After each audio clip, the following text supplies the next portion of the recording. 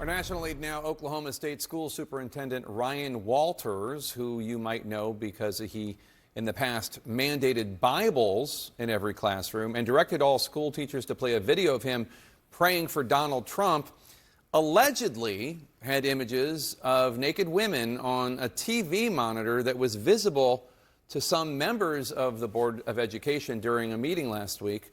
Superintendent Walters denied responsibility, is calling the allegations false and a political attack, quote, from a desperate failing establishment, unquote.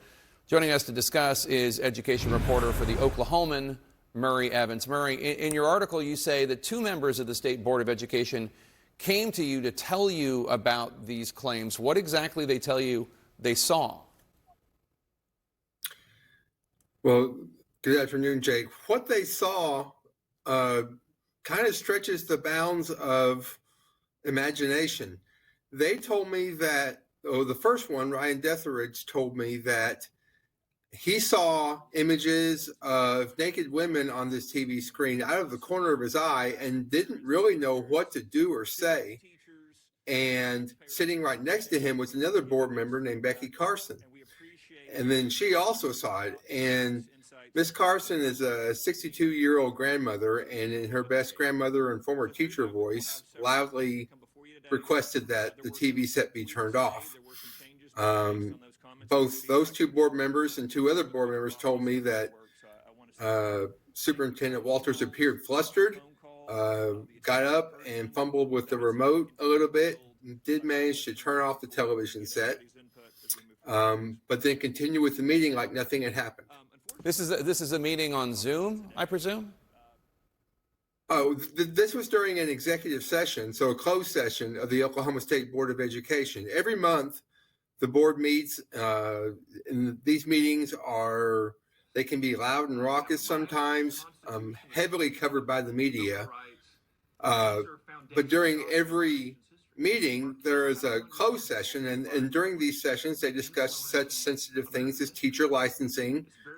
Student appeals of transfers among schools was on the agenda this time. So very personal and private things that should be kept out of the public eye. So this is all in his, they're all sitting in his office, and behind him he has yes. a TV with these images. Now we know the state is investigating these claims. What does the process look like?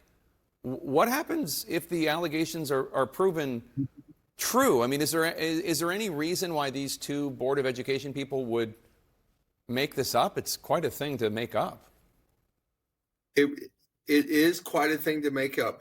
Where it goes from now. So this morning, the Oklahoma County Sheriff's Office received word from the State Office of Management and Enterprise Services, and OMES is kind of an umbrella agency for all executive state agencies. OMES asked the Oklahoma County Sheriff's Office if they would conduct an investigation. Literally this morning, the Sheriff's Office agreed, and so they're just in the very early stages of this. They have not talked to any board members yet, for example. As I understood it, they will want to talk to all the board members who were in the room.